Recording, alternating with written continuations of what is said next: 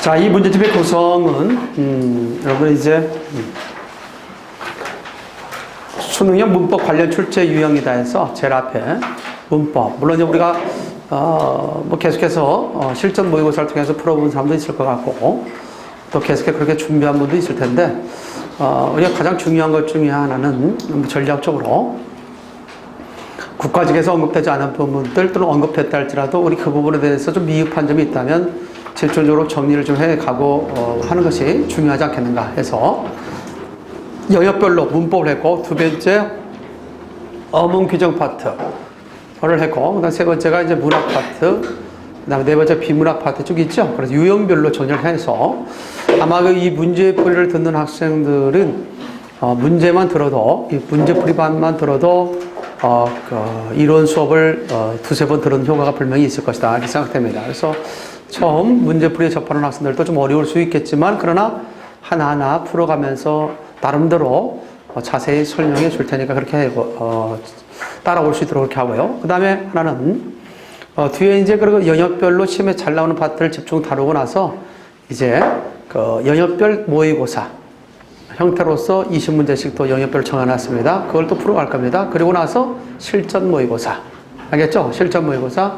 한 6, 7회 본을 실어놨죠? 뒤에다? 그러지 않겠어요? 뭐 그런 점에서 아주 짜임새 있는 문제집이 아닌가라는 자평을 합니다. 자평. 그래서 사실 뭐 여러분들은 그런 어떤 기대 심리, 물론 시험 끝나고 나서 뭐 적중했다, 적중하지 않았다, 뭐 이렇게 여러 가지 얘기를 하긴 합니다. 그러나 중요한 것은 여러분들이 문제를 풀 수 있는 어떤 토대를 마련하고 그 문제를 풀 수 있는 어떤 역량을 키우는 부분에 있어서는 충분히 종합반이나 또는 문제풀이반 시간에서 다 이루어졌다라고 얘기할 수 있겠죠. 그래서 똑같은 문제가 뭐하지 않더라도 나오지 않더라도 똑같은 문제가 나오지 않더라도 또 똑같은 문제, 그다음에 답지까지 똑같고 문제까지 똑같은 그런 양상이 아닐지라도 충분히 여러분들이 그런 언저리에서 응용해서 풀 수 있는 문제가 아니겠나 생각됩니다. 그래서 그런 것을 좀 이루기 위해서 좀 더 자세하게 문제를 접근하고 있다. 첫 번째 볼까요? 첫 번째 마당은 수능형 문법 관련 출제 유형 접근이라 이렇게 되어 있습니다. 자, 문제가 좀 우리가 평소에 풀어봤던 것과는 양상이 좀 약간 다른 그런 유형들의 문제가 나오고 있음을 확인할 수 있죠. 자, 첫 번째 가도록 하겠습니다. 잘못된 피동 표현 중 의미 자체가 피동이기 때문에, 자, 밑줄 짜게요. 의미 자체가 피동이기 때문에 피동 표현을 쓰지 않아도 되는 문장에 피동 표현을 써서 잘못된 것은 뭐냐라고 되어 있죠. 그러니까 지나친 피동이라고 얘기할 수 있는 문제라 볼 수 있겠습니다. 따라서 첫 번째, 역사가 쓰여져야 이 사건을 평가할 수 있다라고 되어 있죠. 역사가 쓰여져야 하면 안 되겠죠. 쓰여져야. 그래서 쓰다 있죠? 쓰이다. 쓰여져야. 그래서 쓰다라는 피동접사 이가 결부됐지만 결국 이 경우도 쓰다라는 말에 어치다. 쓰여지다. 이 경우는 정상적으로 쓰인 겁니다. 왜? 결국 역사라는 것은 누군가에 의해서 쓰여지는 것이지? 그런 거래요. 쓰여지는 것이지? 쓰는 것이 아니잖아요. 그렇죠. 누군가에 의해서 쓰여진 것의 결과를 통해서 사건을 평가할 수 있다는 말이기 때문에 문맥적으로 볼 때 이 표현은 맞는 표현이 됩니다. 두 번째, 그 작업이 일단 마무리가 지워졌다 할 때 지우다 있죠. 지우다 있죠. 지우다니까 이 자체는 사동사인데 거기에다가 뭐가 들어갔어요? 지다라는 형태가 들어가서 피동 형태 있죠? 따라서 그 작업이 일단 마무리 지워졌다. 맞습니다. 배축과 폭등은 환경 변화라고 보여진다. 자, 대체로 보면 이때에는 보여진다 있죠? 근데 배축과 폭등은 환경 변화라고 보여진다. 보인다. 뭐 나시죠? 보인다. 라고 한다면 이것도 역시 뭐 우리가 쓸 수는 있겠습니다. 그러나 그 밑에 인용한 부분을 통해서 인용한 것을 통해서 그렇게 생각되어진 것이기 때문에 알겠지? 앞에 뭐가 있다? 뭐뭐라고라는 인용교수 들어가 있지? 그러니까 이런 인용을 통해서 어떤 결과에 대해서 생각한 것을 말한 것이니까 이 경우는 보여진다도 맞습니다. 보여진다. 그래서 1번부터 3번까지에 있어서는 피동편으로서 표현을 볼 때 적절한 표현으로 볼 수 있습니다. 이 경우는 그러나 4번에 보면 그는 학교에서 선생님의 주목을 있었어요. 주목을 동원함이 주목을 주목을 있죠? 주목을. 자, 주목이라면 목적어죠. 목적어이기 때문에 그 앞에 받다란 말이 타동사로서 그 받다 자체가 뭐로 될 수 있어? 목적어를 요구할 수 있어요. 근데 뒤에 어지다를 써서 뭐다지? 지나친 피동 형태를 될 수도 있겠다. 따라서 그는 학교에서 선생님의 주목을 받았다면 될 거 아니겠습니까? 이런 식으로. 자, 그래서 문제 1번에다 몇 번에다 하지? 4번 정도 기억을 좀 해둘 수 있어야 되겠다라고 얘기할 수 있습니다. 알겠습니까? 잘 알아둬요. 자, 그런데 이제 중요한 것은 좀 더 자세히 말한다면 실제적으로 보면 이런 경우도 있어요. 1번 같은 경우에 있어서 잘못된 피동 표현 중이라고 되어 있죠. 그러니까 거기다 동그라미. 자, 이런 것들이 이제 우리가 일반적으로 쓰는 표현인데 이것도 역시 보면 전반적으로 볼 때는 이중적인 어떤 피동 형태가 들어간 것들이 분명히 있어요. 그렇기 때문에 그 부분에 대해서는 이중 피동으로서 지나친 피동이라고 얘기할 수도 있겠죠. 그러면 역사가 쓰여져야를 갖다 좀 더 한다면 쓰어야. 시작. 쓰어야. 그러니까 쓰여져야를 갖다 좀 더 우리가 한다면 이 경우는 쓰이어야 하니까 이거는 좀 먼저 쓰어야 또는 쓰여야 라고 형태로서 이렇게 쓸 수 있겠죠. 그래서 보게 된다면 이 경우가 만약 전체가 잘못된 피동 형태로서 우리 인정하고 넘어간다면 결국 1번 같은 경우는 역사가 쓰여야 이 사건을 평가할 수 있다. 이 사건이 쓰여야 또는 쓰여야 있죠. 이름표를 쓰더라도 이것을 충분히 할 수도 있다는 얘기야. 그래서 그 부분을 전제해 놓고 본다면 1번도 지나친 피동 형태 그 작업이 일단 마무리 지워졌다 할 때 마무리 지타 있죠. 마무리 지타 이런 정도로 본다면 어지다를 써야 할 자리가 아닌데 쓰였다라고 한다면 이것도 지나친 피동 뭐를 전제해 놓고 문제 앞에 잘못된 피동 표현 중이라고 했죠. 동그라미 피동 표현 중 이걸 전체 잘못된 피동 표현이라고 한다면 자, 배축과 폭동은 환경 변화라고 보여진다. 마찬가지죠. 보인다 해서 만약에 잘못된 피동이라면 이중 피동이죠. 보통 1번, 2번, 3번 우리가 일상생활에서 이렇게 많이 쓰는 표현인데 이것을 잘못된 이중 피동으로서 지나친 피동으로 본다면 이 중에서 원래 피동적 의미를 갖고 있는데 그것을 갖다 피동의 어미를 사용해서 잘못된 피동을 찾아내는 얘기다. 그런 점에서도 접근한다도 답은 4번입니다. 알습니까? 받다 자체가 뭐기 때문에 피동 자체를 갖고 있는 받다, 당하다 자체가 피동적 의미를 갖고 있기 때문에 알겠어요? 그래서 1번의 답이 4번이 됐다는 것을 보이고 있습니다. 자, 2번 정도로 가도록 할까요? 2번. 자, 일단 아무튼 1번 문제를 좀 잘 읽어요. 첫 번째 일단 다시 한번 설명하겠습니다. 1번 잘못된 피동 표현 중 동그라미 잘못된 피동 표현 중 피동 표현을 쓰지 않아도 되는 문장에 피동 표현을 써서 잘못된 거. 그러면서 앞에 있죠? 의미 자체가 뭐기 때문에? 피동이기 때문에. 알겠지? 피동이기 때문에. 그래서 일단 우리가 보게 되면 1번에 있어서 쓰다. 시작. 다시 한번 설명할게. 문제를 좀 더 초점 맞춰서 좀 1번은 쓰다에서 파생된 말이고 2번 같은 경우에 있다 했죠? 그 작업이 일단 마무리 지었다 했죠? 짓다는 말. 그 다음에 3번 같은 경우에 있어서는 배축과 폭동은 환경 변화가 보인다. 그래서 이것은 보다에서 닿다 파생된 말이죠. 보다. 그러니까 쓰다나 짓다나 보다는 각각 뭔것을 쓰다, 뭔것을 짓다, 뭔것을 보다죠. 타동사야. 그러니까 이 자체가 피동의 의미를 갖고 있는 게 아니라고 알겠어요. 그러나 4번에 있어서는 받다는 그 자체가 받다, 당하다로서 피동의 의미를 원래 갖고 있는 거라고 알겠지? 그래서 문제의 초점에서 이해되는 것은 결국 4번이 맞을 수밖에 없다라는 것을 보여주고 있습니다. 잘 알아둬요?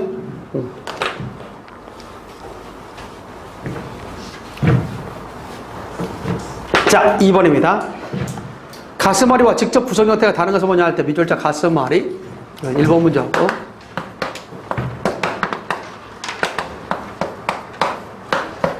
자, 가슴앓이 있죠, 가슴앓이. 이 가슴앓이 같은 경우는 가슴 플러스 앓다, 가슴을 앓다, 가슴앓이, 가슴을 앓다. 거기에다가 뭐야 다시 명사와 점에서 이가 결합된 거예요. 가슴을 앓다. 그렇다면 여기서 직접 구성 형태가 다른 거라고 볼 수 있겠죠. 그렇다면 명사 다음에 용언, 명사와 용언이 합성이 된 거죠. 재착을 해서 파생된 겁니다. 이런 구조를 갖고 있지 않는 것. 2번에 보니까 고기잡이도 고기를 잡다죠. 고기라는 명사의 잡다에 이가 맞나 말이죠. 고기잡이. 사람 두 번째도 역시 임기에다가 인기를 몰다 에다가 일 받았죠.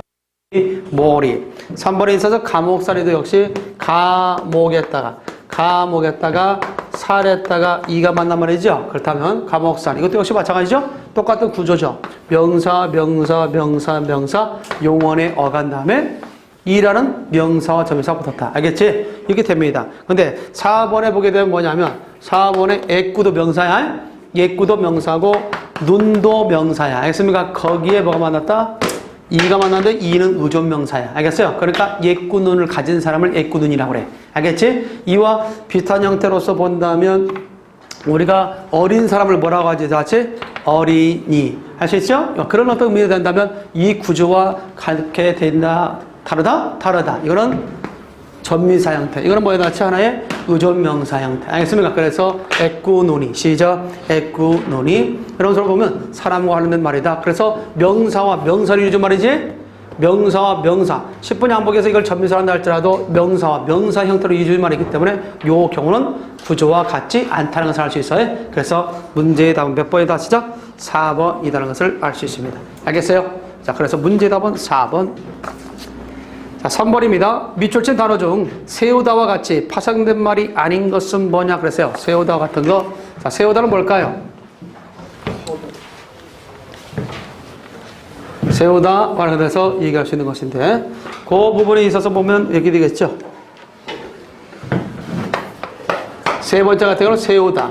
세우다 같은 경우는 서다에서 나온 말이다. 서다의 어간 서에 일단 이 사동접사죠. 사동접사의 우, 사동접사가 결부됐다. 따라서 이중 사동접사가 결부된 말. 다 같이 이중 사동접사가 결부된 말. 그러니까 어떻게 되겠습니까? 가게에 벽을 갖다가 튀워라고 되어 있죠. 이거는 어떻게 되었어요?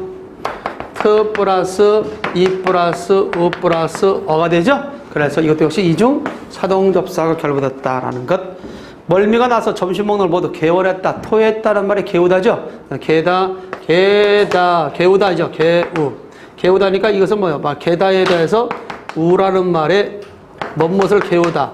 사동접사 우 하나만 들어가 있죠. 그러니까 이중 사동접사가 결합된 말이 아니라는 것을 알 수 있겠고, 태우다 타다에서 나왔죠.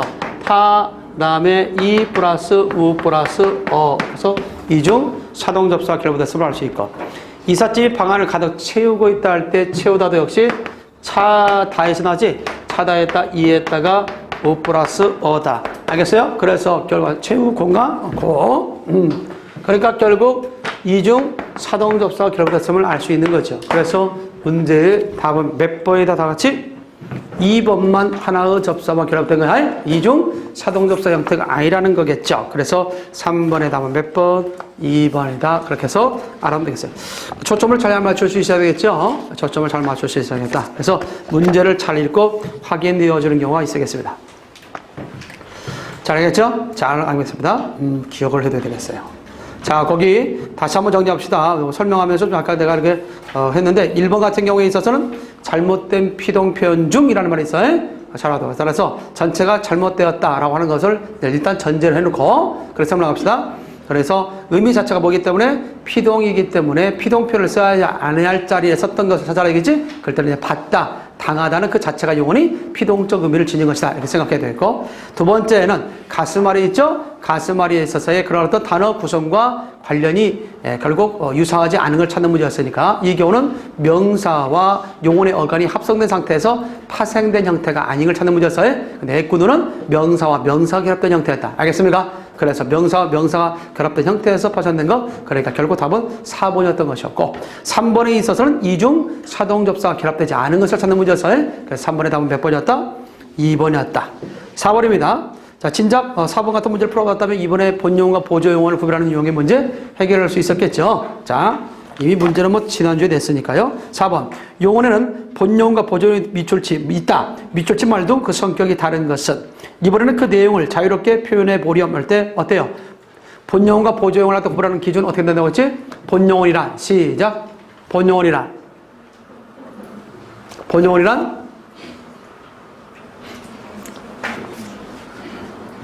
그렇게 먼 시간 우리가 지나가지 않았죠. 자, 본용어이란 완전 서술 가능한 거. 다 같이 완전 서술 가능하거나 또는 또 한 가지 중요한 것은 본용, 우리가 용언이 2개 이상 나왔을 때는 반드시 앞에 용언은 본용언이다. 그렇게 설명했죠? 앞에 용언은 뭐다 같이? 본용언이다. 그 다음에 보조용언이라고 할 때는 그 보조용언은 완전 서술 가능하지 않은 것. 그리고 제 의미를 지니지 않고 다른 의미로 전이돼서 사용된 것. 됐죠? 자, 그렇다면 결국 본용은 다음에 무조건 그 뒤에는 보조용어일 수 있다. 다만 제 의미를 지니고 있다면 본용은 다음에 본용어도 나올 수 있다. 이렇게 얘기한 적이 있었을 겁니다. 자, 이번에는 그 내용을 자유롭게 표현하다 되죠? 근데 이번에는 그 내용을 자유롭게 보다라는 말 안 되죠? 원래 의미와 다르죠? 이 보다는 시도의 의미니까. 따라서 이때의 1번은 보조 동사임을 알 수 있죠? 보조 동사, 보조 용언. 나는 예매 내역을 여러 차례 점검해 두었다. 점검하다 되죠? 근데 나는 예매 내역을 여러 차례 두었다. 말 안 되죠? 본래의 문장의 의미에서 벗어난 거지? 보조 용언. 저희들도 하루빨리 고향으로 돌아오고 싶어요. 싶다는 항상 뭐예요? 보조 용언이라고 했잖아. 보조 용언. 보조 형용사. 그는 구석으로 치워놓았던 책을 다시 펴서 읽었다. 그는 책을 폈다. 그는 책을 읽었다. 각각 완전서술 하나 할 수 있지? 그러니까 뭐다 하지?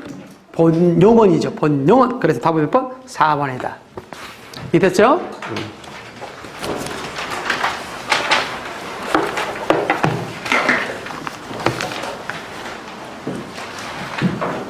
자, 5번입니다. 문장의 유형이 다른 것은 뭐냐? 그랬을 때 나는 그를 자주 만나지만 좋아하진 않는다 할 때 문장 유형이죠. 문장 유형은 헛문장이냐 격문장이냐 그걸 갈아보는 유형이 문장 아니겠습니까? 문장 유형이 다른 것은 나는 그를 자주 만나지만 좋아하지는 않는다 했죠. 특히 대동적으로 이어진 문장, 대동적으로 이어진 문장은 그게 세 가지 경우가 있죠. 나열, 그 다음에 대조, 선택. 시작. 나열, 대조, 선택. 나열, 대조, 선택 있죠. 나열. 대체로 보면 우리 나열과 관련해서는 뭐 and 있죠? and. 그 and적인 걸로 연결됐다면 이것은 대등한 쪽으로 이어진 문장이라 볼 수 있겠죠. 나열이니까. 그 다음에 두 번째는 but. 그렇죠? but 이런 것들 대죠. 그 다음에 이걸 뗄 때 선택은 or. 이와 같은 의미로 되면 아하 이거는 대동적으로 이어진 문장이구나. 그래서 대동적으로 이어진 문장 크게 세 가지. 시작. 나열, 대조, 시작. 선택. 나열, 대조, 선택. 관련돼서 얘기할 수 있겠죠. 반면에 이제 우리가 얘기할 수 있는 가운데 종속적으로 이어진 문장은 종속적인 연결 어미를 통해서 이어진 것으로서 앞문장이 뒷문장에 대해서 어떤 이유나 원인, 조건, 배경 이런 것들 때문에 종속적으로 이어진 문장을 했죠. 그런 점에서는 충분히 이해하고 있을 걸로 생각됩니다. 대체로 보게 되면 뭐 우리가 이유를 들어 뭐 because로 많이 하고요. 그렇죠? because 또는 뭐 so, SO를 통해서 이해하는 그런 해석상 보면 아, 그건 종속적으로 이어졌구나. 또는 가정 관련돼서 어떤 조건 관련돼서 얘기할 때는 만약 if 있죠? 그런 것들로 이해될 수 있으면 아, 이거는 종속적으로 이어졌구나. 이렇게 얘기할 수 있겠습니다. 자, 그렇다면 나는 그를 만나지만 좋아하진 않는다 했죠? 이거는 대동적으로 이어질까요? 종속적으로 이어질까요? 나는 그를 자주 만나지만 뭐는 아니다? 좋아하진 않는다. 나는 그를 좋아하지만 but 그러나 그죠?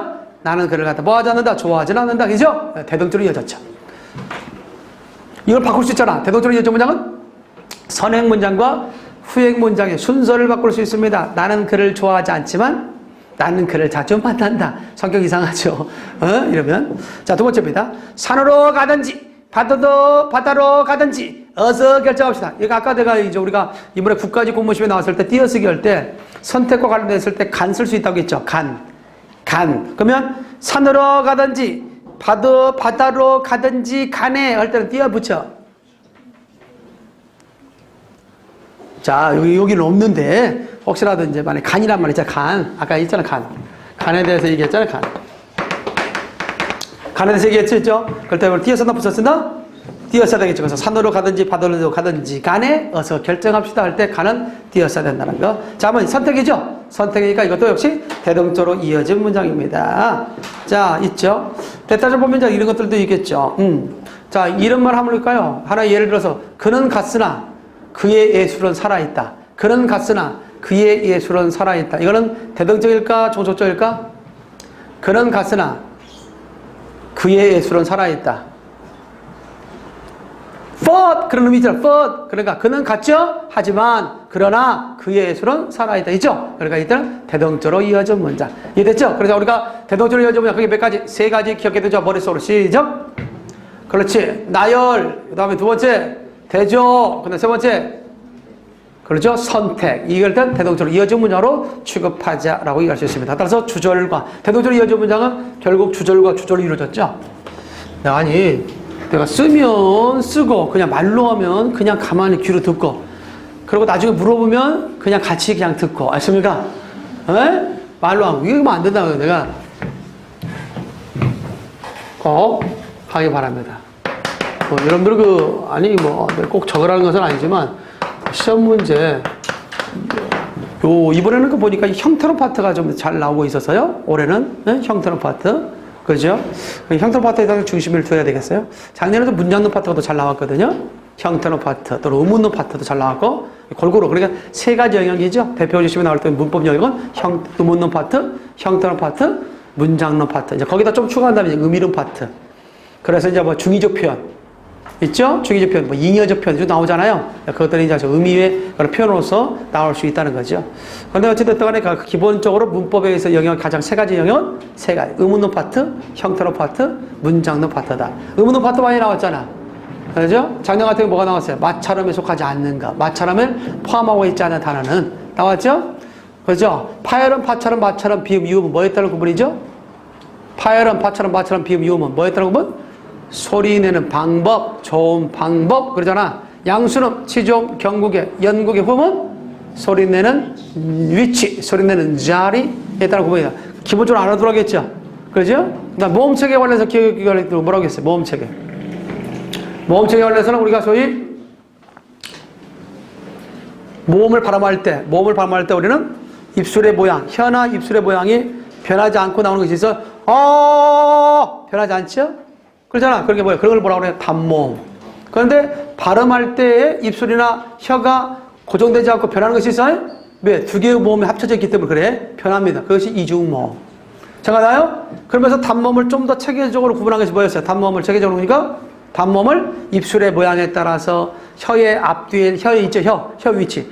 혀의 위치에 따라서 혀 앞뒤에 나느냐, 앞에서 나느냐, 혀 앞에서, 혀 뒤. 혀가 앞에서, 뒤에 따라서 전설과 뭘로 나온다지? 후설. 그렇게 나올 수 있죠? 그 다음에 입술의 모양에 따라서 원순과 평순. 혀의 높이에 따라서 혀가 입 천장으로 갈수록 고모음, 아래로 갈수록 저모음. 이게 구분할 수 있다고 했죠? 이것들 머릿속에 딱딱딱 넣어놔야 돼요. 우리가 단모음 같은 거 몇 개입니까? 단모음 10개죠, 10개, 10개. 10개 있죠, 10개? 10개를 갖다가 나누면 대체적으로 뭘로 나올 수 있어요? 크게 우리는 생각할 수 있대? 전설과 뭘로 나올 수 있다? 후설로 나올 수 있다. 전설 몇 개? 전설 100개? 전설의 가장 대표적인 의미 2거든? 그래, 2를 기초로 해서 보면 5개가 있어. 100개, 5개. 시작. 2, 예. 그 다음에 뭐가 있어야 닿지? 왜, 위. 있죠? 이렇게 해서 합쳐서 몇 개 닿지? 5개. 그 다음에 이제 대체적으로 후설몸에 있어서 을을 기점으로 해서 볼 때. 알겠죠? 을을 기점으로 해서 볼 때. 대표적인 거. 시작. 뭐가 있어? 그 소리로. 여기 있잖아. 오도 있고, 우도 있고, 어도 있고 있죠? 거기 아래 밑에 보면 아가 있다. 몇 개입니까 다체? 큰 소리 시작. 5개. 합쳐 전체 몇 개? 10개. 그래서 단모음을 갖다 얘기하면 후설모음에 이것들이 있고 전설모음에 이런 것들이 있다는 거 아니야? 그럼 이런 후설모음이 이렇게 전설모음 되는 것을 전설모음화 현상이다라고 얘기할 수 있는 거죠. 나중에 좀 나오면 더 한번 설명하겠지만 그냥 대략적으로 한번 설명했던 거야. 그래서 단모음을 갖다가 나누면 이렇게 전설모음과 뭘로 나올 수 있다? 후설모음으로 나올 수 있고 또한 원순과 뭘로 나올 수 있다? 평순으로 나올 수 있고 혀가 위로 입천장으로 올라갈수록 뭐다? 고모음 이 해봐 시작 이 올라가잖아. 근데 아 해봐 아 혀가 아래 닿잖아. 그렇지? 그래서 가장 저모음이 아야. 그래서 우리가 베이스들 뭐 할 때 보면 전부 다 대체적으로 깔아야 돼요.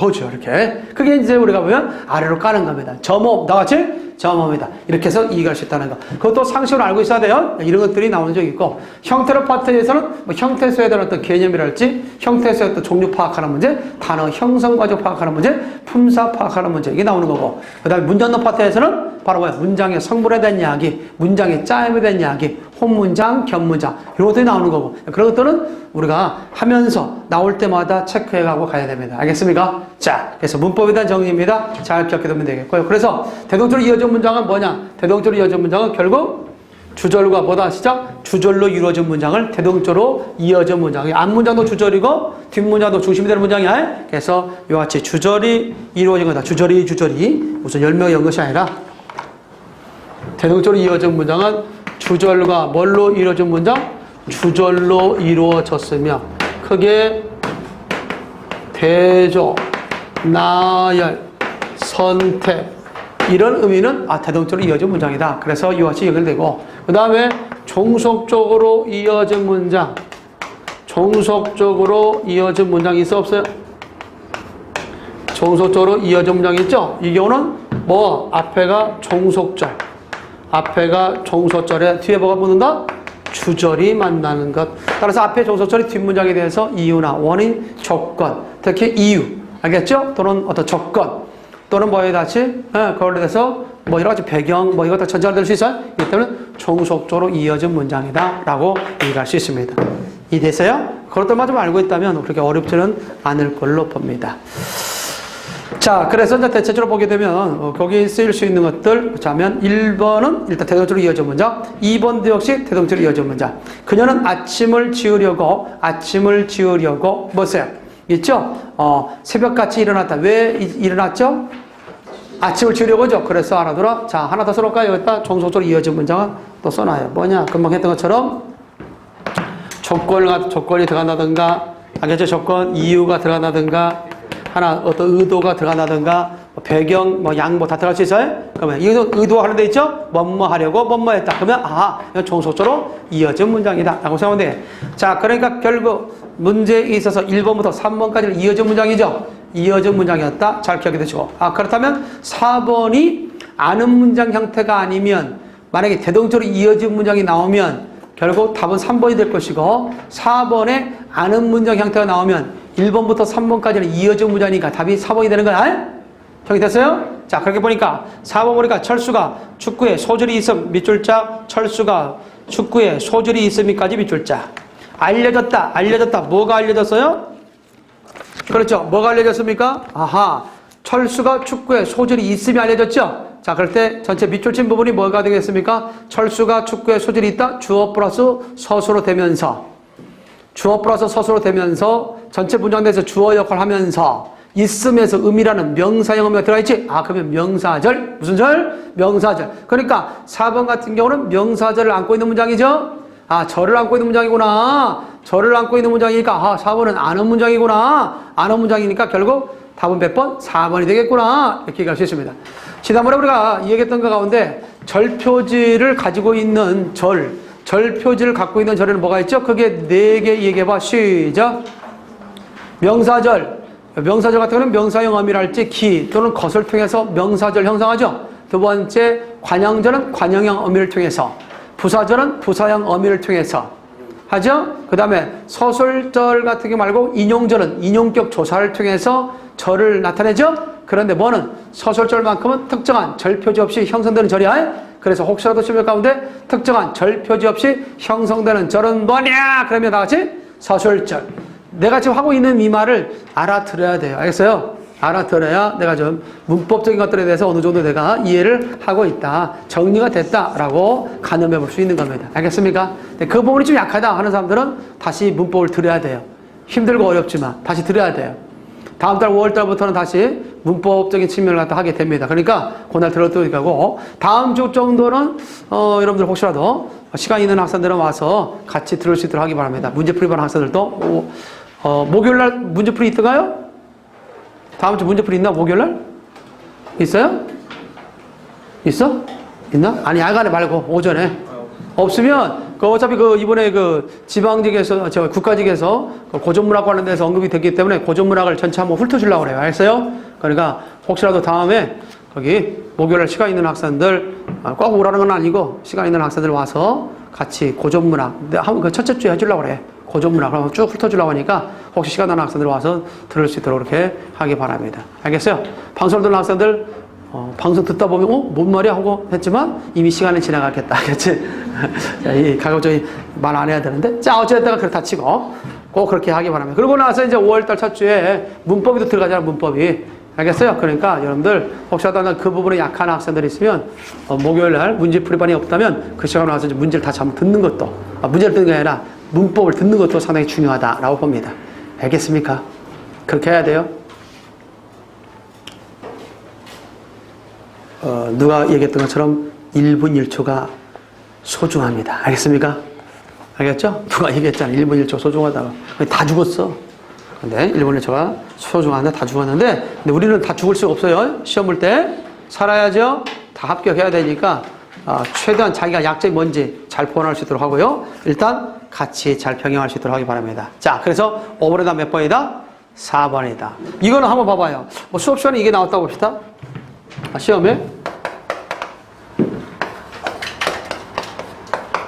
영희는 공무원이 되었다. 영희는 공무원이 되었다. 자, 영희는 공무원이 되었다. 이 문장은 혼문장일까요? 견문장일까요? 영희는 공무원이 되었다. 이 문장 혼문장일까? 견문장일까? 혼문장? 왜요? 왜 혼문장입니까? 여기에서 주어는 누구죠? 영희죠. 근데 공무원이 됐다가 뭐죠? 그게 서술부죠. 그렇다면 이 부분에 있어서 서술부가 뭐가 돼야 되는데? 주어 플러스 서술 관계가 또 돼야 되는데, 대자에 대한 공무원은 뭐가 됩니까? 보어죠. 보어. 그러니까 이거는 서술구는 될 수 있어도 서술절은 될 수 없다. 그러니까 결국 이 문장은 혼문장이지 견문장이 아니다 라고 얘기를 합니다. 헷갈리면 안 돼요.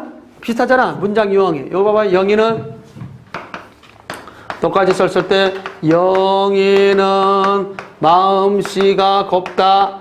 영희는 마음씨가 곱다 할 때 마음씨가 고운 사람이 누굽니까? 영이죠? 마음씨가 곱다가 서술부잖아. 서술부죠? 서술부가 곱다. 뭐가 곱다? 다시 마음씨가 곱다. 되죠? 그러니까 하하 서술부가 여기까지 주어 플러스 서술 관계 되니까 서술절이다. 절은 뭐요? 문장 내에서 일정 성분 기능을 하면서 주어 플러스 서술 관계 되는 건 절이라고 그래. 그래서 아하 이렇게 해서 영희는 마음씨가 곱다는 것은 혼문장이다. 견문장이다? 견문장이다. 그렇게 생각하면 되겠어요? 견문장. 근데 위는 뭐예요? 혼문장이고. 그러니까 어때? 모양이 비슷하죠? 그런데 이렇게 혼문장과 견문장이 차이가 있다는 거예요. 주의해줘야 됩니다. 가끔 여러분들 유혹하지요. 자, 6번으로 가도록 하겠습니다. 밑줄진 조사, 밑줄진 부사의 성격이 다른 것은 뭐냐 할 때, 자, 밑줄진 부사의 성격이 다른 것은 뭐냐 할 때는 두 가지적인 어떤 의미가 있어요. 하나는 뭐냐? 기억해둬요. 하나는 성분부사냐, 하나는 문장부사냐. 성분부사냐, 문장부사냐. 그걸 가름하는 유형의 문제가 나오기도 하고. 하나는 필수부사냐, 수의부사냐. 즉 필수적 부사냐, 수의적 부사냐. 그것을 가름하는 유형의 문제가 나온다. 두 가지요. 하나는 무슨 문제? 부사와 관련해서 문장부사. 그 다음 두 번째 성분부사. 문장부사는 문장 전체를 갖다가 한정하는 부사를 문장부사라고 그래. 문장부사의 가장 대표적인 것은 뭐냐? 그래서 이제 문장부사가 있고, 부사에는 문장부사가 있고, 성분부사가 있다. 그죠? 문장부사 같은 경우는 대표적인 양태부사. 어떤 심리적인 어떤 태도를 포함한 그런 부사를 양태부사라고 그래요. 그래서 양태부사, 양성부사 이렇게 하게 노는데 양태부사가 있고, 또 문장과 문장 또는 단어와 단계를 연결해주는 무슨 부사도 있어요? 접속부사도 있잖아. 그죠? 접속부사. 이것을 우리는 문장부사라고. 성분부사 같은 경우는 못이나 안 같은 부정부사를 다 포함합니다. 그러니까 포함해서 특정 성분을 갖다가 꾸며주는 부사야. 특정 성분을 꾸며주는. 보통 용어를 꾸미죠, 부사는. 그러나 용어뿐만 아니라 뭐도 꾸밀 수 있고, 일반적인 어떤 부사도 꾸밀 수도 있고, 관형사도 꾸밀 수 있고, 아주 여러 성분을 다 꾸밀 수 있습니다. 그래서 특정 성분을 갖다가 꾸며주는 한정하는 부사입니다. 한정하는 부사. 그것을 우리는 뭐라고 해? 성분부사라고 한다. 그래서 문장부사와 성분부사를 가름할 줄 아는가? 이런 문제거든요. 일단 이 문제는 그 문제입니다. 의외로 담담했다. 의외로 담담하게 말했다 있죠? 그 의외로. 여기서 보면 심리적인 것을 포함해서 뒤에 서술을 한정하죠. 그러니까 이것은 소위 문장부사입니다. 내가 곧 갈게 할 때 갈게라고 적으면 안 돼. 갈게라고 적어야죠. 리을 받침 다음에 나오는 예서술에는 예서술을 적는다. 다만 몇 가지만, 세 가지만 된서를 적는다. 꺼까 소냐. 있죠? 꺼까 소냐. 자면 되겠고. 그 다음에 그러니까 이걸 뭐야? 앞에 문장과 문장을 연결해주는 거죠? 연결해주는 접속부사야. 그러니까 이거는 성분부사가 아니라 무슨 부사? 문장부사. 그러니까 1번이나 2번은 문장부사야. 3번에 우리들은 그가 찾아오길 무척 바라고 있었다 할 때 무척 바라고, 바라다 앞에 용언 앞에 오므로써 그 바라다를 갖다 꾸며주고 있죠? 이거는 성분부사. 그런 철학, 역사, 문학 및 예술 전반에 관해 광고했다. 다 나왔었어. 에? 그잖아. 여기도 및 나왔잖아. 및. 아까도 뭐 부사 나왔잖아. 자, 그래서 이 및 있죠? 및과 관련해서 보면 이 및도 저 단어 접속부사. 그러니까 부사야. 부사. 그러니까 결국 단어 접속 부사인데 뭐 1번, 2번, 그 다음에 4번은 각각 뭘로써? 문장 부사로서 이해될 수 있지만 3번만 바라보다는 용어를 꾸미는 성분 부사단 말이야. 답은 그래서 3번. 좀 까다로울 수 있죠? 그러나 이런 것들의 방향을 알고 풀어가야 되겠다. 그래서 문장부사, 성분부사. 하나 더 알면 이제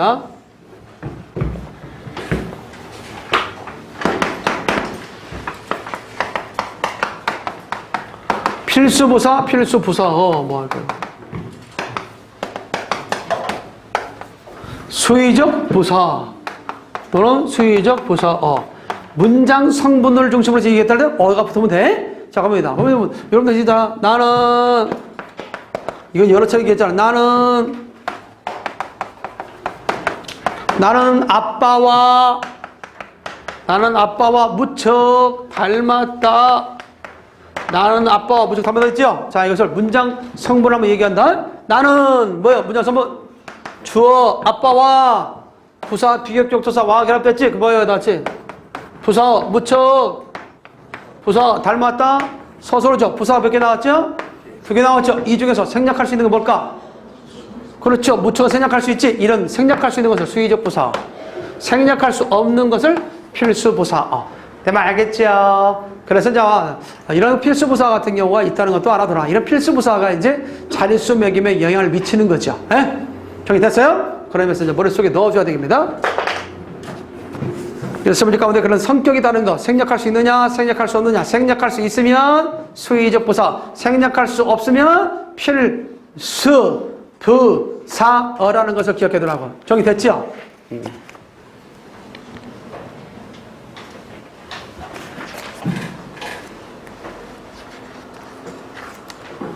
가끔 그런 학생들도 있더라고. 그 실강 안 듣고 그냥 인강으로만 듣는 학생이 있더라고요. 그럼 왜 그러냐 했더니 그거 자기가 시간표를 정해놓고 몇 시에서 몇 시까지는 국어 인강 듣고 막 그렇게 그러니까 그 시간을 맞추려고 이렇게 인강을 듣는다고 얘기하더라고. 대단한 의지의 소유자긴 해. 그것도 쉬운 일은 아니잖아. 근데 그 시간을 정말 잘 지킬 수 있을까가 상당히 또 우리가 강한 의지가 필요하지 않습니까? 근데 내가 볼 때는 좀 그러지 말고 그냥 이렇게 주어진 시간들 속에 자기 시간 계획을 넣어놨으면 좋겠어. 그래서 실강을 중심으로 듣고 그 인강은 반복해 들을 수 있는 자기 부족한 부분 있죠? 이해가 안 되는 부분. 그런 것들 중심으로 해서 내가 복습하는 시간으로 들었으면 좋겠다라는 생각이 불현듯 듭니다. 아니 그런 학생이 있다고 그래. 이 자리에서 여러분들은 뭐 이제 실강 듣고 있으니까 관계없잖아. 근데 그런 학생이 좀 더러 있더라고. 근데 가끔 좀 실강을 위주로 들을 수 있도록 그렇게 하기 바랍니다. 그래야 집중력이 더 있어. 그러죠? 집중력이. 내 눈을 보면 집중력이 생기잖아. 미안합니다. 어쨌든 그러잖아. 눈 마주치면 할 수밖에 없잖아. 대답해! 하면 대답해야 되잖아. 그러잖아요. 화면에서 봐봐. 대답해? 하긴 어떤 학생은 정말 그걸 현실로 옮겨서 수업을 듣는 학생이 있어. 화면 속에 나오지 마. 깜짝 놀라가지고. 그러잖아요. 내가 가끔 장난한다고 가끔 그 동영상 찍을 때 그럽니다. 막 가끔, 저기 울산. 뭐 이렇게 얘기할 때도 있고, 그럽니다. 그러면, 정말 그래. 부산? 뭐 전주? 한번 해야 되겠어. 전주 그 행정고시, 거기 누구? 한번 해야 되겠어. 아십니까? 또 할 때. 그러면 깜짝 놀라겠죠. 자, 어찌됐든 간에, 거기 관련돼서 6번의 답 확인됩니다. 몇 번? 3번. 자, 7번입니다. 7번 별 3개.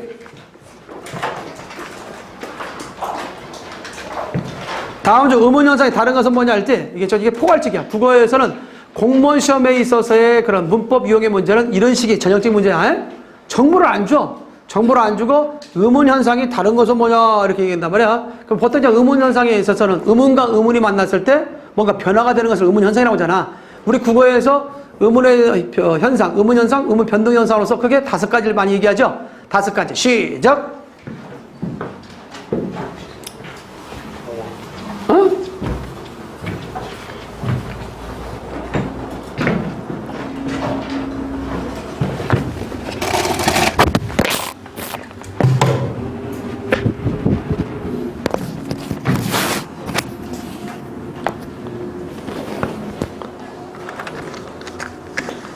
자, 그 5가지를 이야기하게 되는데, 의문의 변동이어서 5가지. 그 5가지 있지 않습니까? 제일 처음에가 교체 있죠, 교체.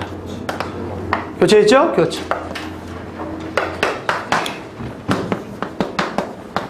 의문 현상 또 의문 변동에서 5. 교체, 첨가, 축약, 탈락, 동화. 자, 이렇게 해서 그게 몇 가지? 5가지로 나올 수 있잖아. 그러죠? 그래서 구분하는 문제 나온단 말이야. 기본적으로 잘 기억해두라고. 교체는 음절의 끝으로 교체. 음절의 끝으로 한 번에 낼 수 있는 소리상 받침에 올 수 있는 자문 몇 개를 통일한다? 7개. 7개 불러봐. 시작.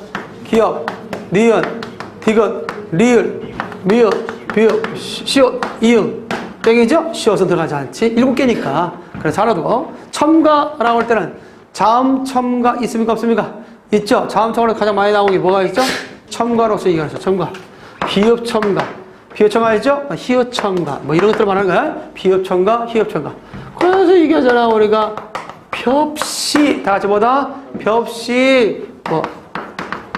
햅쌀 해서 비읍이 첨가 되죠? 첨가. 히읗 첨가 해서 뭐야? 숙회. 다 같이 시작. 숙회. 첨가됨으로써 추경하기 위해서 숙회가 된다는 것도 이해할 수 있겠죠. 첨가, 숙회. 그 다음에 안팎. 안팎 관련돼서 히읗이 첨가돼서 안팎이 파괴된 거야. 이런 첨가가 있겠고. 그 다음에 축약과 관련돼서 있을 때는 뭐야 다시. 자음 축약, 모음 축약이죠. 특별히 쓰 플러스 어가 써가 되는 것은 모음 축약. 됐습니까? 자, 자음 축약도 있을 수 있겠죠? 생각하면 뭐요? 대체적으로 히읗 계열 다음에 뭐 기역이나 디귿, 비읍 있죠? 지읒이 오면 축약되죠. 그래서 뭐가 됩니까? 잡히다. 그래서 두 개의 모음이 하나의 모음이 되거나 두 개의 자음이 하나의 자음 등을 축약이라고 한다. 그래서 히읗과의 만남 속에 축약되는 거죠. 탈락 있습니까? 탈락. 탈락은 뭐예요? 자음 탈락, 모음 탈락이 있죠? 그랬을 때 탈락, 동음 탈락, 아가 뭐가 되는 거? 같은 개의 모음일 때 탈락합니다. 이런 탈락도 있을 수 있겠다라는 거. 동음 탈락. 그 다음 자음 탈락 관련돼서 리을 탈락이 정말 많죠? 리을 탈락. 리을 탈락. 리을 탈락은 뭐 하는 가운데 합성이나 파생되는 과정에서 탈락하는 경우가 있는데 이 부분에 대해서는 우리가 반드시 숙지해 둬야겠죠. 리을 탈락. 시험에 가장 잘 나오는 게 탈락 부분 리을 탈락이야. 리을 탈락. 리을 탈락. 그거 다 써놔. 리을 탈락을 정복하느냐 아니냐, 내가 공무원의 길을 갈 수 있느냐 없느냐에 가장 걸림돌이 되는 게 리을 탈락이다. 이렇게 얘기할 수 있어요. 리을 탈락은 두 가지 경우를 통해서 이거 하나서 나중에 이제 어문 규정할 때도 나온단 말이야. 상당히 중요한 파트니까 기억을 해둬야 돼요. 준비됐습니까? 그건 체현 같은 데에서도 탈락하죠. 체현은 어디에서 파생하거나 파생되는 과정 속에서 또는 합성되는 과정, 파생어, 합성어에서 탈락한다. 이해할 수 있겠어요? 대표적인 한 예를 들면 뭐가 있다. 딸 플러스 님이 뭐가 된다. 그런 소리로 따님이 되잖아. 그렇죠? 또는 합성되는 과정 속에서 솔 플러스 나무가 뭐가 되죠? 소나무가 되잖아. 그래 안 그래요? 소나무. 기억할 수 있겠지? 이런 것들도 우리가 좀 알 수 있는 내용이 아니겠는가? 이렇게 생각이 됩니다. 그래서 체현에 있어 파생하는 합성 과정 속에서 니을이 탈락한다라는 거 기억할 수 있겠다. 그 다음에 하나 더 한다면 물과 뭐가 만나면 자위가 만나면 뭐가 되죠? 그것도 탈락해서 무자위가 됩니다. 뭐가 다시 시작? 무자위가 된다는 거. 또는 물 플러스 더위가 만나서 뭐가 되죠? 디귿 앞에 니을이 탈락돼서 시작. 무더위가 되기도 합니다. 알겠습니까? 무더위라고 하죠? 습기가 많이 묵은 더위를 무더위라고 그래. 무더위. 이렇게 해서 이렇게 니을이 탈락되는구나 라는 것을 알 수 있습니다. 자, 그래 대체적으로 하면 니은이나 지읒이나 디귿 앞에서 뭐가 탈락한다? 리을이 탈락하는 것을 많이 볼 수 있어요. 그렇죠? 간단하게 됩니다. 그 다음에 용어는 어떠다? 용언에 있어서도 마찬가지. 용언이 니을 받쳐 끝난 거 있죠? 니을 받쳐 끝난 용언에서도 니을 탈락되는 경우가 있는데 대체적으로 보면 니을 용언의 어간이 무슨 받쳐 끝났을 때 니을 받침으로 끝났을 때 탈락하는 거야. 이것도 마찬가지입니다. 앞에 니은이 오거나 그 다음에 비읍이 오거나 시옷이 오거나 오 형태가 오면 뭐가 탈락해? 니을이 탈락하는 거지요. 그렇죠? 간단하게 보면 니은, 비읍, 시옷, 오가 온다. 자, 그랬을 때 어떻게 돼요? 우리가 보게 되면 아까 갈다를 통해서 보면 갈다는 뒤에 니은이 있었기 때문에 뭐가 돼요?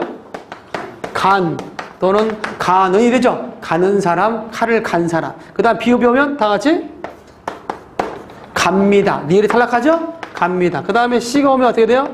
당신이 칼을 가시오 할 때 니을 탈락됐죠? 그 다음에 오가 오면 뭐야? 당신이 칼을 가오라고 하죠. 그렇죠? 이렇게 리얼이 탈락된다. 그래서 대체적으로 영혼 안에 리얼 탈락하는 환경을 기억해둬야 돼. 이러겠죠? 그래서 나 보소 시작. 나 보소. 좀 외울 때 나 보소 시작. 나 보소. 이렇게 외울 수도 있다는 것도 기억해두면서 특히 가장 중요한 것은 리얼 탈락은 이런 것들이 자동적으로 리얼이 탈락하니까 매개의 몸을 쓸 필요 있다 없다? 없다. 그러니까 리얼 받침으로 끝난 용언에 어간 다음에 매개의 몸을 원치 않는다. 그러니까 칼을 가르십니다가 아니라 시작 가십니다 그래야 돼. 매개의 몸 어가 들어가면 틀려? 요것들 내가 이렇게 설명하는 것들에 대해서 좀 이해를 하고 있다면 아하 이제는 좀 더 수준이 올라간 사람 알습니까? 그러니까 좀 더 아하 시험을 볼 수 있는 준비 단계에 올라간 사람 이렇게 할 수 있어요? 만약에 배우지 않았다면 아하 이것을 알아야 되겠구나 깨닫는 시간 알겠지? 그런 시간을 가져야 되겠다. 많이 좀 머릿속에 그냥 담으려고 노력해야 돼. 그 규칙에 적용해야 됩니다. 자 이렇게 해서 우리가 기억할 수 있어야 되지 않겠는가. 그래서 1번 뭐에 대해서 설명 안 했지? 동화에 대해 설명 안 했나? 동화 같은 경우는 뭐예요? 동화는 대표적인 것이 동화에는 4가지가 있어. 몇 가지? 4가지. 4가지 된다. 불러봐.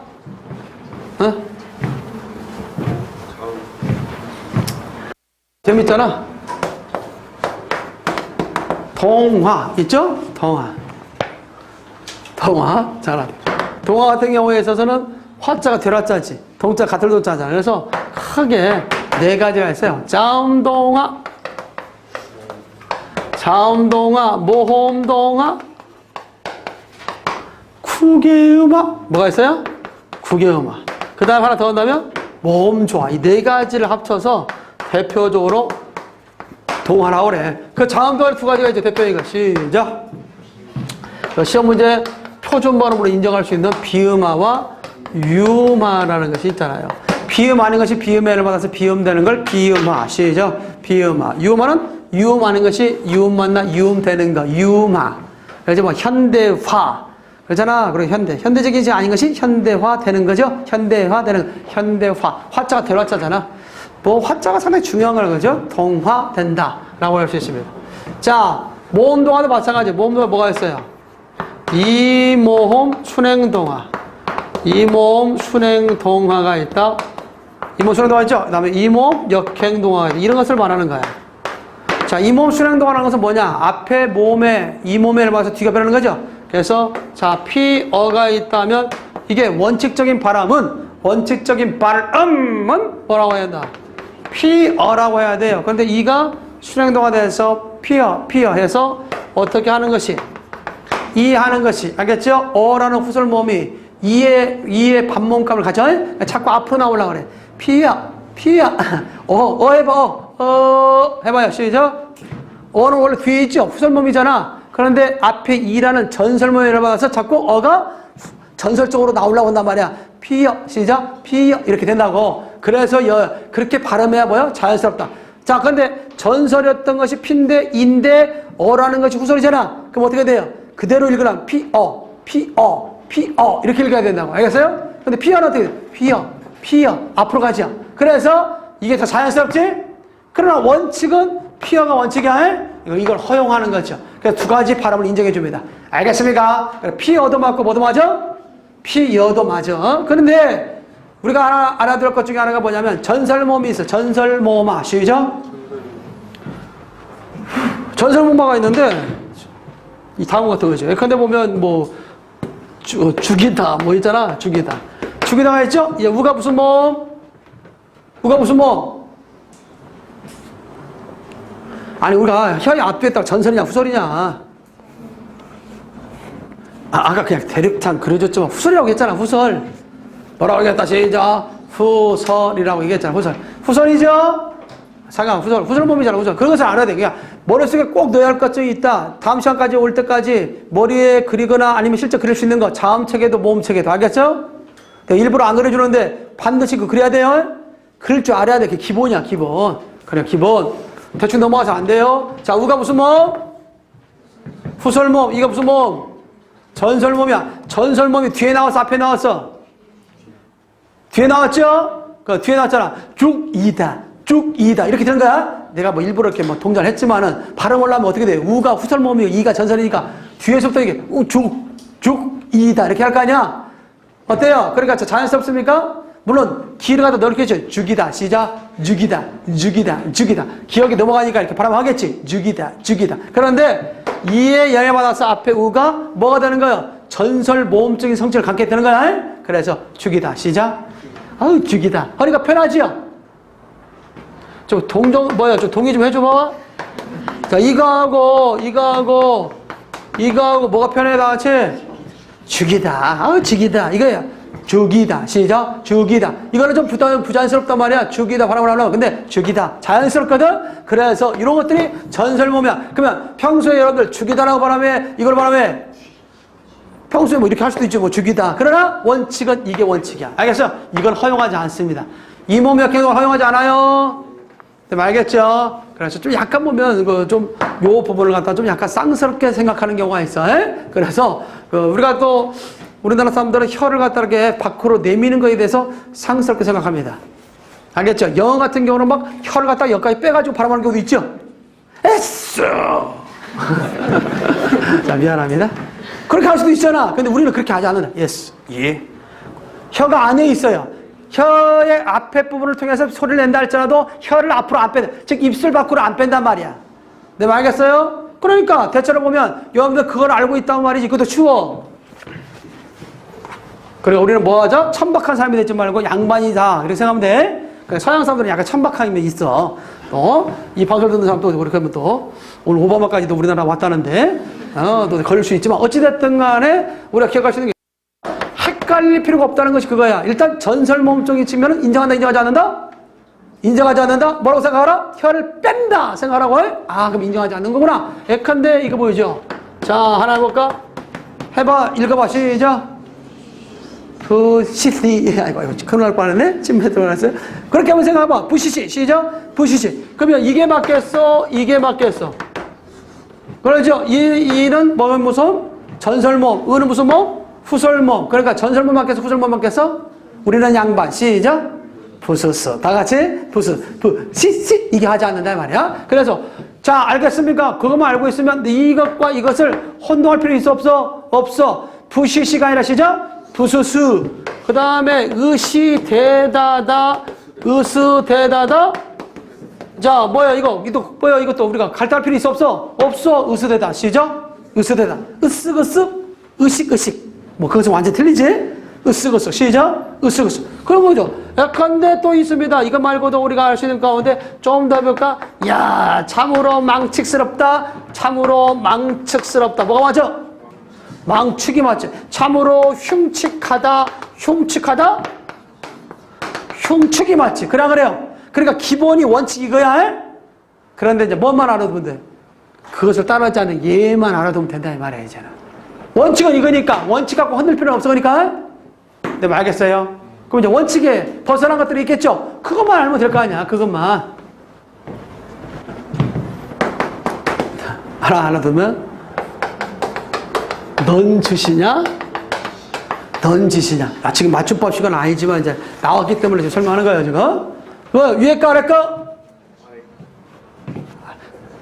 뭔가 그래도 내가 말을 했잖아. 예외적인 것을 알면 된다고 하면서 이렇게 당구접표 쳤으면 말할 수 있어야 되겠죠? 위에 거라고 말하면 되면 되는데 안 되죠. 밑에가 넌지시. 보다 시작. 넌지. 왜 그러냐면 특히 지읒결 같은 경우는 이와 같은 자리에서 소리 나기 때문에 지읒이 경무계가. 그래서 넌즈시보다 뭐다? 넌지시가 자연스럽지. 그래서 요 경우를 맞다고 처리합니다. 넌지시. 시작. 넌지시. 잘 알아도. 근데 이러면 안 돼. 이러면 안 돼요. 자, 위에 거 아래 거. 괜시리 위에 거 아래 거. 이 시옷은 이게 앞에서 나는 소리야. 그 시옷이 치점이잖아, 치점. 그러니까 지읒은 아니잖아. 그러니까 이 경우는 요 형태를 따르지 않습니다. 그대로 괜스레. 시작. 괜스레. 괜스레는 공연스레 준말이야. 그래서 아래 걸로 써야 맞아. 이해됐어요? 그러니까 이렇게 몇 가지 좀 예외적인 것들 우리가 입에 좀 입에 좀 뭡니까? 붙어가지고 잘못 알고 있는 것들이 있죠? 그런 것들만 주의를 하면 돼. 그리고 원칙은 뭐다? 전설모음 인정하지 않는다는 거. 알겠어요? 그렇게 알고 있다면 좀 더 쉽게 접근할 수 있는 게 아니냐.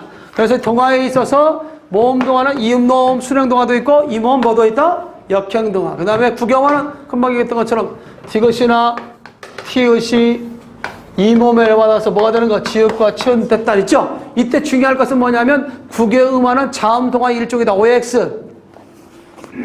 구경화는 자음동화의 일종이다. OX.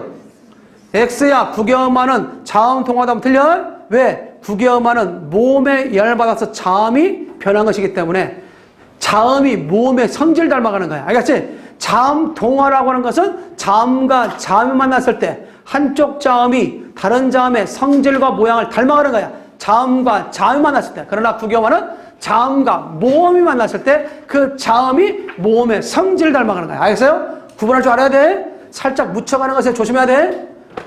내 말 좀 이해돼요? 그러니까 시험은 이렇게 나올 수 있지. 구경화는 자음동화의 일종으로 땡! 알겠어요? 동화의 일종으로. 다 같이 동화의 일종으로 자음이 몸의 성질을 닮아가는, 그래서 뒤에 영향을 받아서 앞에 변하기 때문에 대표적인 역행동화다. 방향상. 뒤에 영향을 받아 앞에 변한다. 역행동화. 내 말 좀 이해되겠죠? 그런 식으로 알아둬야 된다. 자, 모음조는 양성은 양성끼리, 음성은 음성끼리 어울리는 뭐라고 그래? 모음, 조화. 그래서 시냇물 졸졸, 시냇물 줄줄, 찰랑찰랑, 철렁철렁. 양성은 양성끼리, 음성은 음성끼리 어울린다. 알겠지? 자, 마지막으로 하나 질문하고 문제 풀고 쉬었다 하겠습니다. 알겠습니까? 질문 하나 던집니다. 자, 그렇다면 모음조는 현대 국어에 와서 더 철저히 지켜진다. OX? X. 현대 국어에서 모음조 지킨다, 지키지 않는다? 지키지 않는다. 다만 지켜지지 않지만 오랜 세월 동안 모음조를 지켜왔기 때문에 그 흔적이 남아있다. 흔적 세 가지 얘기해봐. 시작. 흔적 세 가지. 어감과 어머름이 만날 때, 그 다음에 어감과 선, 어말, 어미가 만날 때, 그 다음에 하나 더 한다면 다 같이 상징어에서. 시작. 뭐에서? 상징어. 상징어에서 의성어와 의태어. 큰 소리 시작. 의성어와 의태어. 이해할 수 있어요? 이런 데서 뭘 나타낼 수 있다? 모음조의 흔적을 엿볼 수 있다. 어감과 어머럼이, 어감과 선어머럼이, 상징어, 의성어, 의태어에서. 자, 봐봐요. 있죠? 막, 아에서 양성 나오니 양성 나왔지? 뭐, 어에서 어 나오니까 어 나왔지? 그 다음에 막, 아따에서 앞에 아니까 광신이 안 나왔지? 선어머럼이. 그 다음에 먹었다니까 뭐가 나온다? 시작. 나왔지? 이렇게 해서 흔적으로 어감과 어머럼이, 어감과 선어머럼이에서 흔적을 엿볼 수 있다. 알겠어요? 그 다음에 금방 얘기했던 것처럼 상징어, 의성어나 의태어, 퐁당, 퐁당, 퉁덩, 퉁덩, 대굴, 대굴, 절절, 절절 나올 수 있어, 없어요? 자, 그래서 시험지 가운데 뭐가 나올 수 있어? 현대 국어에서 모음조화의 흔적으로 볼 수 없는 것은 뭐냐? 환경이 아닌 것은 뭐냐? 어감과 어머럼이, 어감과 선어머럼이, 상징어, 그 다음에 체언과 조사. 몇 번? 체언과 조사. 체언과 조사에는 모음조화를 적용하지 않습니다. 과거 중세 때는 철저히 체언과 조사에도 좋지만 현대국어는 지키지 않는다는 거, 거기까지 기억해 두면 되겠어요. 자, 그렇다면 문제 답은 쉽게 풀 수 있었던 게 아니라, 자, 1번 경찰에 잡힌 범인이 입을 열었다 했지? 잡힌 밑줄 해놨죠? 비읍과 히읗이 축약, 축약이죠. 내일 네가 직접 와서, 와서는 와서, 시작. 와서. 와서가 됐죠? 모음 축약이죠. 모음 축약. 특히 그 소리의 길이와도 관련됐죠? 우리가 소위 줄임말, 축약된 말은 소리를 갖다 길게 낸다, 짧게 낸다? 길게 내는 것이 원칙이다. 골, 길게 내죠. 보아, 파, 길게 내죠. 근데 예외적으로 짧게 내는 거 네 가지. 우아의 와, 지어의 저, 찌어의 저, 치어의 저. 나중에 한 번 더 배우겠지만 그때 하나 나왔으니까 와서, 축약이죠. 그 아이는 커서 기분이 뭐죠? 그다음 그 어서에서 의탈락, 커서 의탈락. 아, 그게 아니군요, 지금. 뒤에다 밑줄 해놨군요. 훌륭한 사람이 됐다, 되었다. 축약이지. 두 개의 몸이 하나의 몸 됐으니 축약. 그러니까 1번부터 3번까지 뭐예요? 축약이죠. 4번 봐봐. 그럼 이제는 끓는 물에 면을 넣어볼까? 너는 소리상 탈락. 넣어볼까? 소리상 탈락. 허탈락이 아니라 히탈락 아니라 히읗탈락. 시작. 히읗탈락. 그래서 어에서는 뭐가 탈락했어요? 히읗이 탈락했잖아. 소리상 탈락. 소리상 탈락이야. 소리상 탈락. 그래서 너 같은 경우는 어떻게 발음해? 너로 발음해. 너. 자, 이건 어떻게 발음할까? 발음 나중에 나오겠지만. 일단은 히읗은 디귿으로 대표가 되는 거야. 디귿. 그래서 니은이 비음이니까 비음에 맞아서 자음동화 쌓는, 시작, 쌓는. 이런 식으로 되는 거야. 자, 모음이 왔을 때는 뭐 탈락한다? 히읗이 탈락한다. 그래서 너어라고 읽어야지. 너허 하면 틀리게 되는 겁니다. 정리됐죠? 요건 어떻게 발음할까? 한번 발음해봐.